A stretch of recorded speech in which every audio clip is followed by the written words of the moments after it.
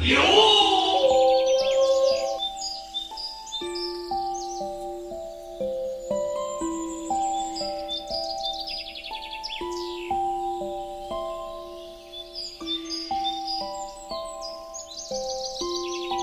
শুধু আমাদের না, এই বনেরও অনেক উপকার করেছেন।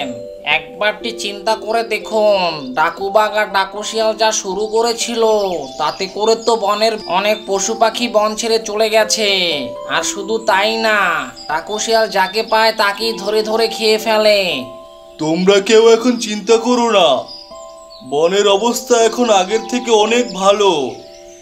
আমি যেদিন ডাকুশিয়াল আর ডাকুবাঘকে শায়েস্তা করেছিলাম, তারপর থেকে এখন তো প্রায় কয়েক বছর কেটে গেল।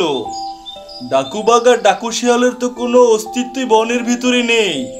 আপনি ঠিক বলেছেন, ওদেরকে এখন আর দেখা যায় না। কিন্তু ভয় হচ্ছে, যদি ওরা আবারও ফিরে আসে তাহলে কি না কি হয়। আর ভয় পেও না, আমি তোমাদেরকে পাহারা দেব। আর আমি যতদূর শুনেছিলাম, ডাকুবাঘ বনের কাউকেই সে ক্ষতি করেনি, কিন্তু তারপরও আমি তাকে আক্রমণ করে বসেছিলাম, এই জন্য যে বনের অন্যান্য পশু পাখিরা বুঝতে পারে কখনোই অন্যায়ের মধ্যে মেতে ওঠা যাবে না। ডাকুবাঘ যদিও কাউকে আক্রমণ করেনি, কিন্তু তিনি অস্ত্র হাতে নিয়ে বড় অন্যায় করেছিল, আর তার অনিচ্ছাকৃতভাবেও অনেক পশু পাখি হত্যা হয়েছিল। এই জন্য তাকে আমি শায়েস্তা করেছি। তোমরা কেউ এটা নিয়ে চিন্তা করো না, এখন যে যার মতো আনন্দ ফুর্তি করো, যাও। ঠিক আছে, আপনি ভালো থাকবেন আর নিজের খেয়াল রাখবেন।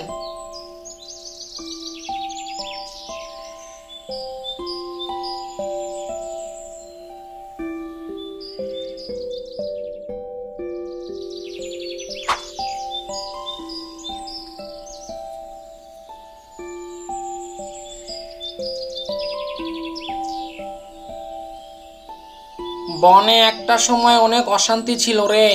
এখন আর বনে কোনো অশান্তি নেই। যে যার মতো খাচ্ছে, ঘুমাচ্ছে, খেলাধুলা করছে, কাজকর্ম করছে, কারো কোনো সমস্যাই হচ্ছে না। সেটা ঠিক বলেছিস, কিন্তু তুই কি চাচ্ছিস কোনো সমস্যা হোক? আরে না, আমি সেই কথাটা বোঝাতে চাইনি। আমি বোঝাতে চেয়েছি, যখন ডাকুবাঘ আর ডাকুশিয়াল এই বনের ভিতরে ঝামেলা করছিল, তখন বনের সবার কি অবস্থা হয়েছিল। বিশ্বাস কর, আমার বাবা আমাকে তো বাসা থেকেই বের হতে দেয়নি। শুধু কি তোর বাবা? আমার বাবা তো আমাকে গুহা থেকেই বের হতে দেয়নি, তাও তো লুকিয়ে লুকিয়ে তোর সাথে খেলাধুলা করতে আসতাম। যা বলেছিস। যাক, আপদগুলো বন থেকে গেছে, এটাই অনেক। আচ্ছা চল, এবার ফেরা যাক।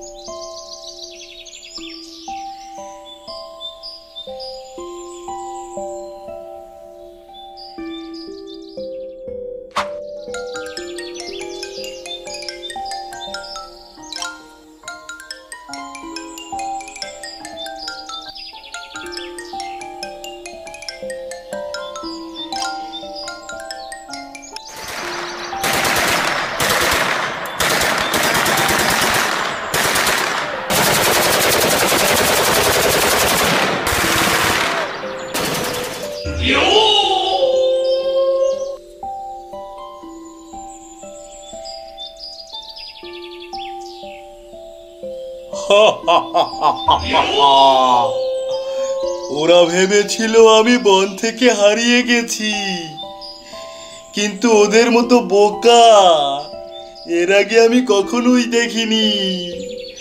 যাক, কিংকং আসায় তো আমি বেঁচেই গেছিলাম, তা না হলে তো ডাকুবাঘ আমাকে প্রায় শেষই করে দিয়েছিল। কিংকং ভেবেছে আমি আর ডাকুবাঘ দুইজনই এই অঞ্চল ছেড়ে পালিয়েছি, কিন্তু সে তো জানে না আমি আর ডাকুবাঘ দুইজনেই বনের ভিতর রয়েছি। আমি এখন ডাকুবাঘের ছানাটাকে খেয়ে ফেলবো, তারপর আমার গুপ্তচর পাঠিয়ে ডাকুবাঘের কাছে খবর পৌঁছাবো, এই বলে যে তার ছানাটাকে কিংকং হত্যা করেছে। তখন কিংকং আর ডাকুশিয়াল যুদ্ধ করে মারা যাবে, আবার আমি আমার বন নিজের করে নেব।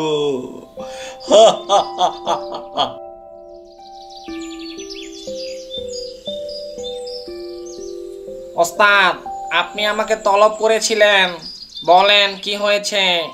শোন, এই যে এটা দেখতে পাচ্ছিস? হ্যাঁ দেখতে পাচ্ছি, এটা তো ডাকুবাগের ছানা। ঠিক ধরেছিস। আপনি যে ডাকুবাগের ছানাকে হত্যা করেছেন, এখন যদি ডাকুবাগ জানতে পারে তাহলে তো সেও আপনাকে হত্যা করে ফেলবে। আরে বোকা, ডাকুবাগ তো জানবে তার ছানাকে কিংকং হত্যা করেছে। বুঝতে পেরেছি, তার মানে আমি গিয়ে ডাকুবাগকে বলবো কিংকং তার ছানাকে হত্যা করেছে, এটাই তো? হ্যাঁ এইটাই। যা, এখন যত দ্রুত সম্ভব ডাকুবাগের কাছে ফিরে যা। ঠিক আছে ওস্তাদ।